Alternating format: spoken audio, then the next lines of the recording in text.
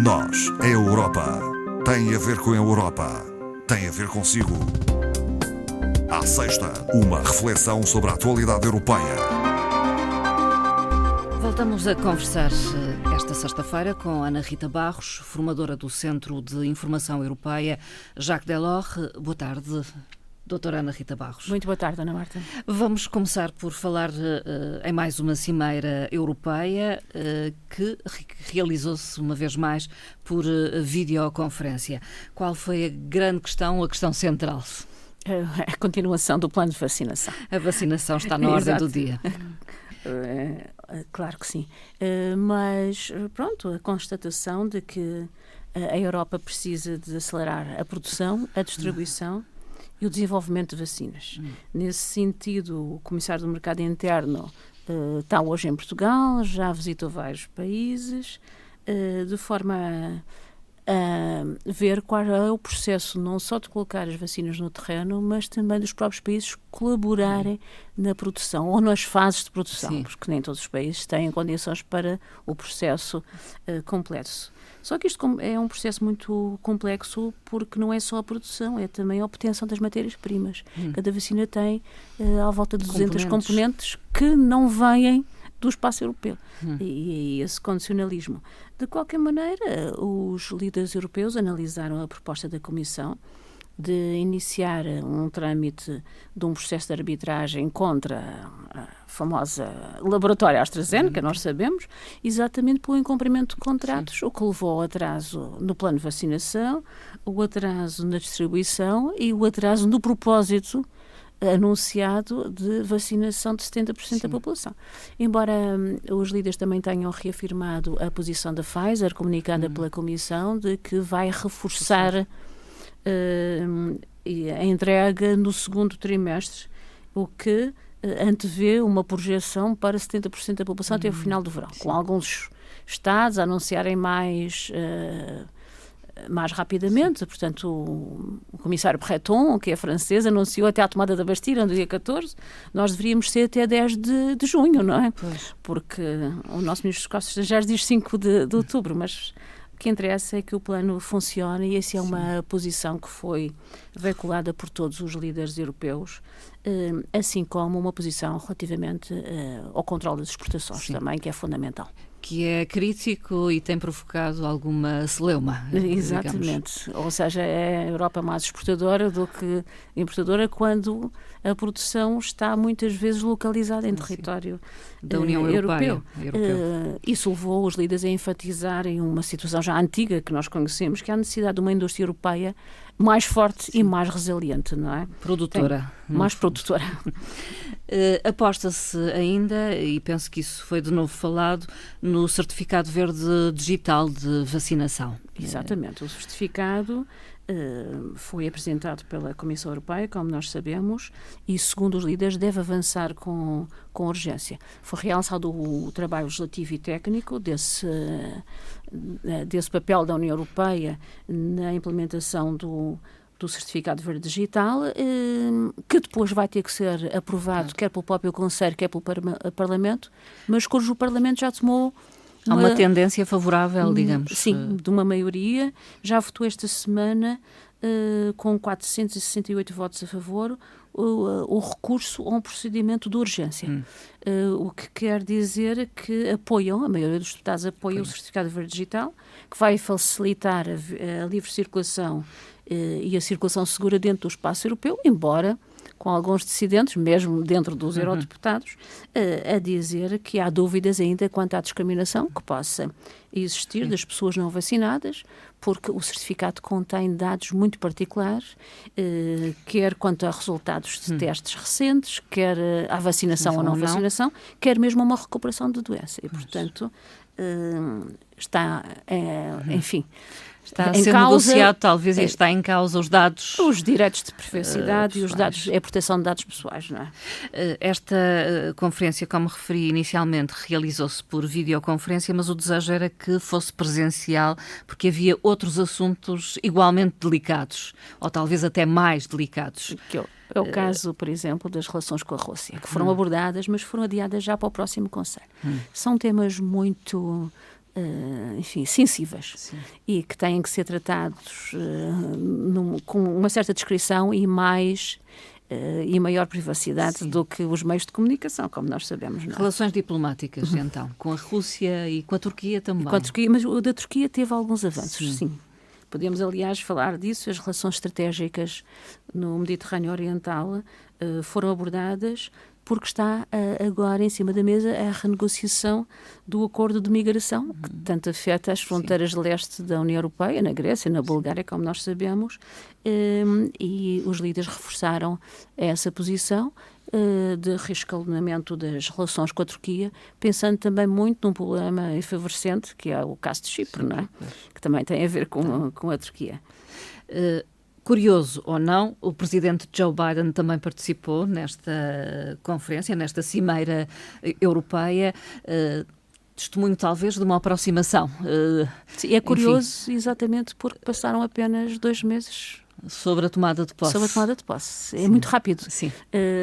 Se fosse presencial, talvez não seria já agora, mas a participação do Presidente é sintomática, não só quanto à tomada de posição, quanto às vacinas, ao processo da vacinação, o que é importante porque aí joga um plano global, porque existe a doação de vacinas, quer dos Estados Unidos, quer da Europa, para os países emergentes. Nós sabemos que isso é importante, mas também o reafirmar dos esforços de relações, da retoma de relações bilaterais que tiveram tão arredadas nos últimos tempos, e também quanto à política de segurança e defesa da NATO. E vemos isso na presença de um alto representante da administração Biden esta semana em Bruxelas, na sede da NATO, não é? Portanto, isso são planos importantes. Entretanto, pode confirmar-se neste momento que vai realizar-se uma cimeira social em Portugal? Em Portugal, no âmbito da presidência portuguesa, no dia 7 de maio, com alguns líderes a manifestarem alguma preocupação de exclusão social, porque esta é a década da digitalização. E sendo a década digital da Europa até 2030, que define como objetivos muito ambiciosos relativamente às competências digitais, às infraestruturas digitais, à transformação digital das empresas e também à digitalização, principalmente dos serviços públicos, a 100%, quer no âmbito da identificação pessoal, quer no âmbito da saúde, pode de facto levar a alguma exclusão, para não dizer alguma destruição de postos de trabalho, e os líderes manifestaram essa preocupação de conciliar a parte social com a evolução digital da Europa. Passemos a um outro tema. As multinacionais enfrentam um boicote de consumidores chineses. O que é que aconteceu para haver este atrito agora? Digamos que uma troca de galhardetes, não é? Ou seja, sanções. Diplomáticos. Sim. Sanções diplomáticas. E económicas, pelos vistos também. Pois. Com a Europa a aplicar sanções à China. Primeiro, relativamente ao respeito pelos direitos humanos. Realçar que isto já não acontecia desde as manifestações na Praça Tiananmen, em 89. Claro que a China retaliou de imediato, como é seu hábito, com diversas sanções a organismos europeus e até membros do Parlamento Europeu, o que levou o Presidente do Parlamento a tomar uma posição muito forte, revelando e a sua preocupação pela crescente tendência de autoritarismo e de tentativas de estabilização do bloco chinês, mas esta situação foi depois interiorizada e desplotada por empresas europeias, que penso que não é publicidade. Podemos aqui citar a sueca H&M, que nós todos conhecemos, que afirmou logo a seguir às sanções da China que não utilizava produtos de algodão nos seus testes, desde que esse algodão fosse produzido na região de Xinjiang, na China, porque, segundo as acusações europeias, essa região utiliza mão de obra de minorias, não é? Em 87% da produção. Quase um trabalho forçado.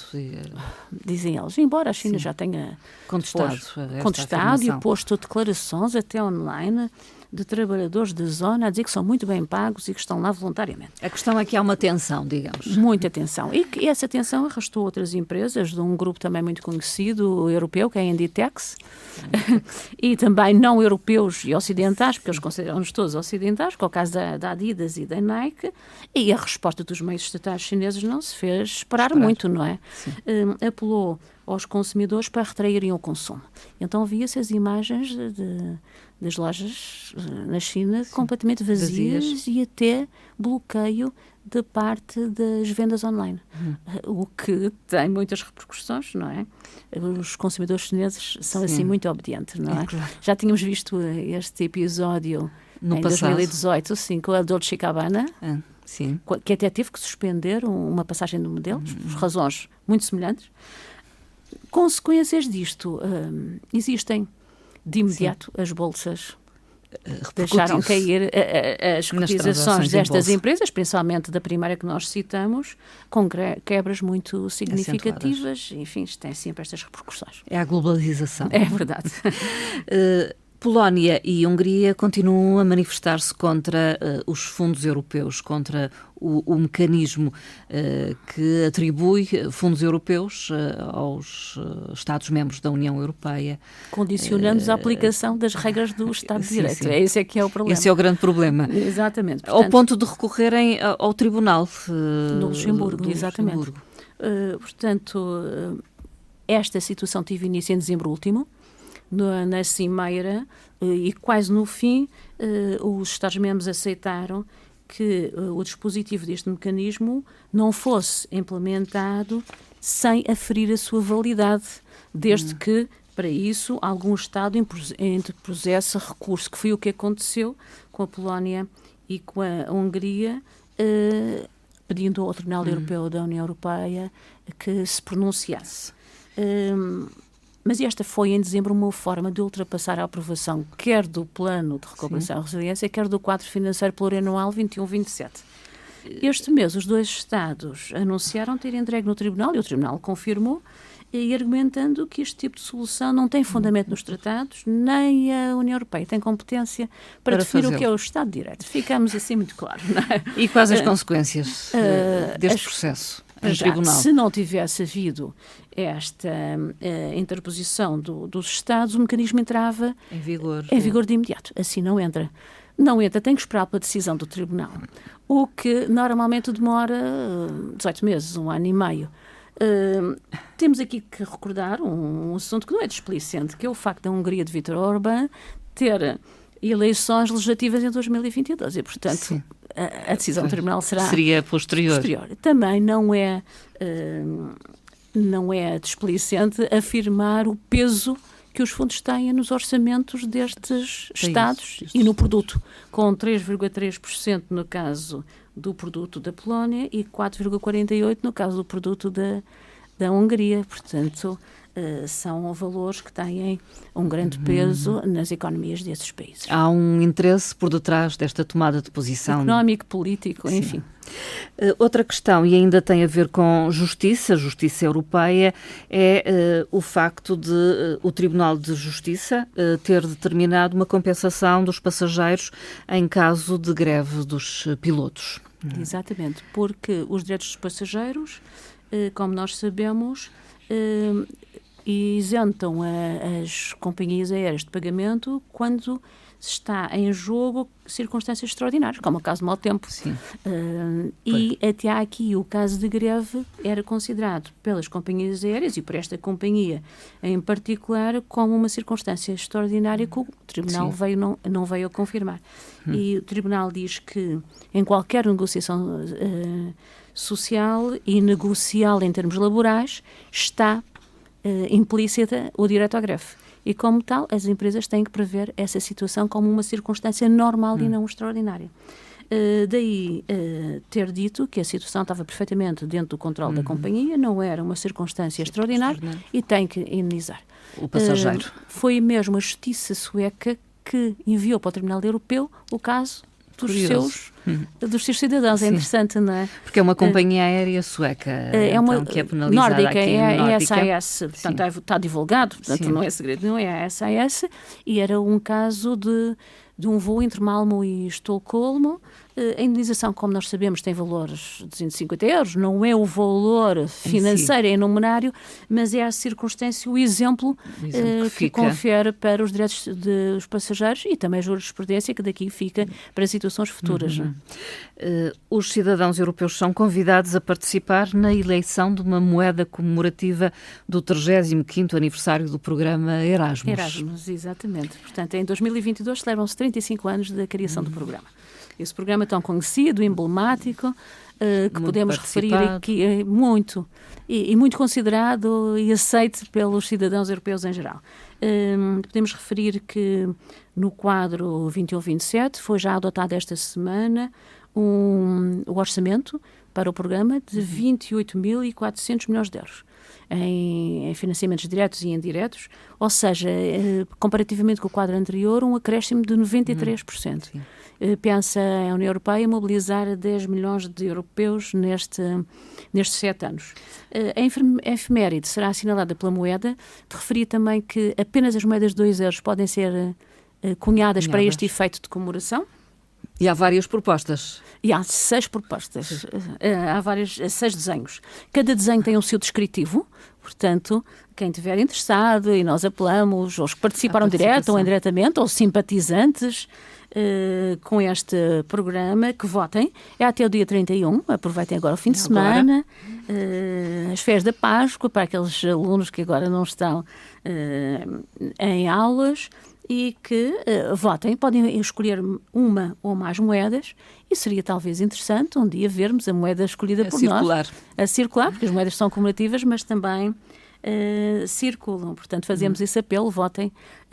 Se não encontrarem, temos aqui o site, é mais complicado, mas qualquer motor de busca, colocando Erasmus Coin, aparece aqui, mas aparece em inglês. Sim. E vai aparecer, é logo o primeiro, escolha a sua moeda Erasmus favorita. Sim. Choose your favorite Erasmus coin. Portanto, é votar, não é? Participem.